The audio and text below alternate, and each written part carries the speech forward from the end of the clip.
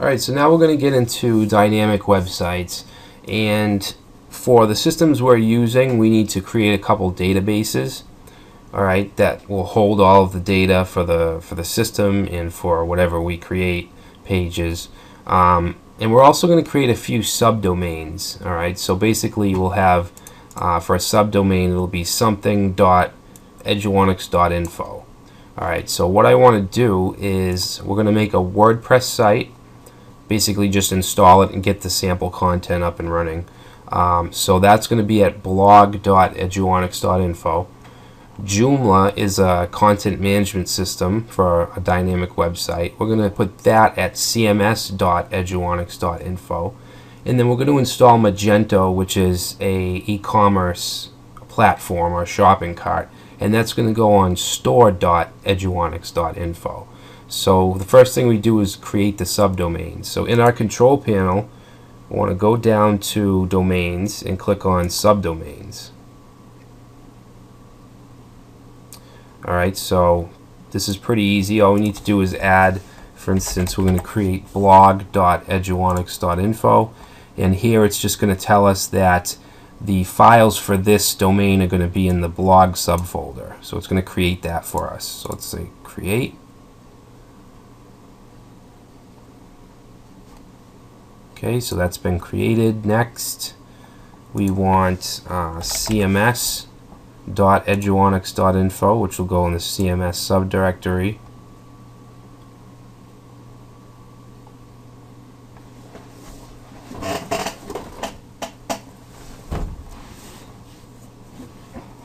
Can take a minute to set up. Alright. And now finally we want to have store.eduonix.info.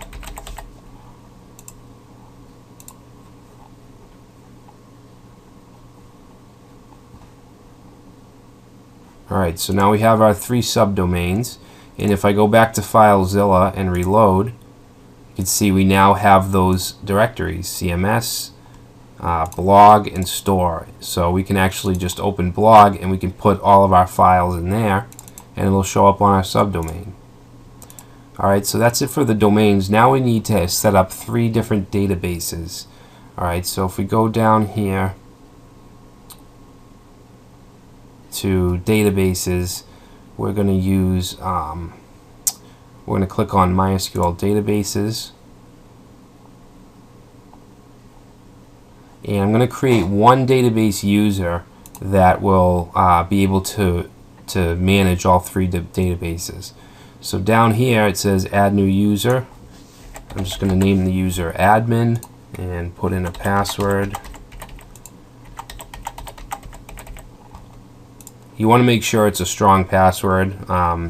This is just a sample, so I'm just using anything. And click create user.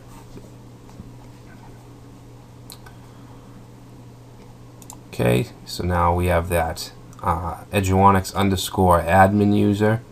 Now we want to create three different databases. So right here, the first one will be blog.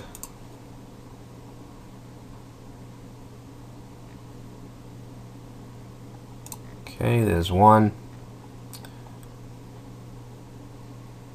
Next database will be CMS.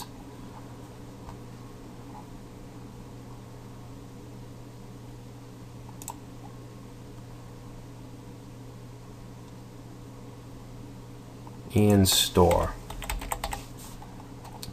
And the name is going to be Eduonix_store. Okay, so this is just is mandatory. The server will attach this to our database name.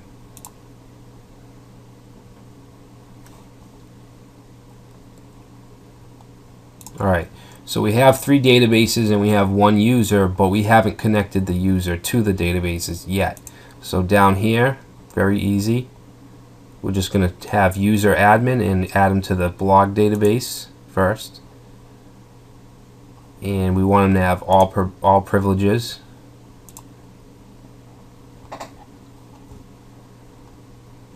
Okay, so now he's added to the blog database. Now we want to add him to the CMS.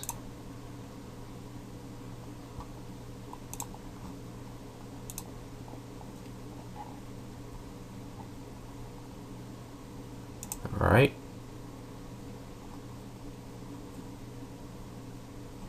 And to the store.